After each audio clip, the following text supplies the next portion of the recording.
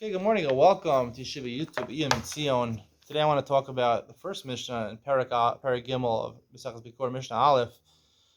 When do you say you're mafrishin Bikurim? In case of mafrishin Bikurim, you separate the Bikurim, you tie it with a rubber band.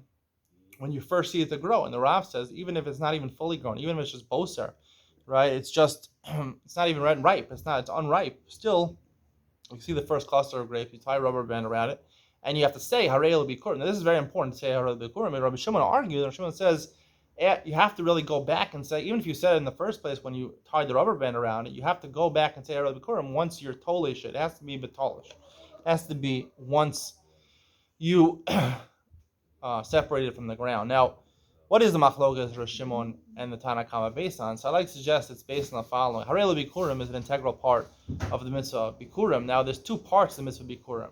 There's the mitzvah Hava of the Bikurim, bringing the Bikurim to Yerushalayim, which in Mishnah Beis and the coming Mishnahs we'll see about this fancy procession about bringing the Bikurim to Yerushalayim, what you're supposed to do, the hither mitzvah with it.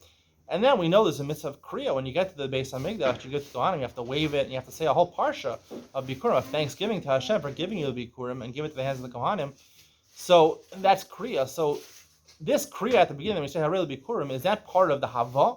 Or is that part of the later Kriya? It's the Haskalah of the Kriya later on. So according to Tanna Kama, really it's part of the Kriya later on, right? It's part of the Kriya later on. So it doesn't matter if it's still attached to the ground, right? The first time you see it, becher, when it starts to grow, you see it emerging, even though it's unripe, right? That's the time to say Harei Bikurim because it has nothing to do with the mitzvah Hava. It's part of the Kriya. The Kriya is with your mouth, and this is also with your mouth. Rabbi Shimon says no, that the Kriya, Harei Bikurim, that is actually part of the Hava. So you can only bring something to Yerushalayim once it's separated from the ground. So therefore you have to wait till it's separated from the ground to say Harei Bikurim, because that is also part of the procession of bringing it to Yerushalayim. In Tanna Kama we hold no, it actually depends on the Kriya. It's part of the mitzvah of Kriya. It's very important because as we said, there's many nafkaminas.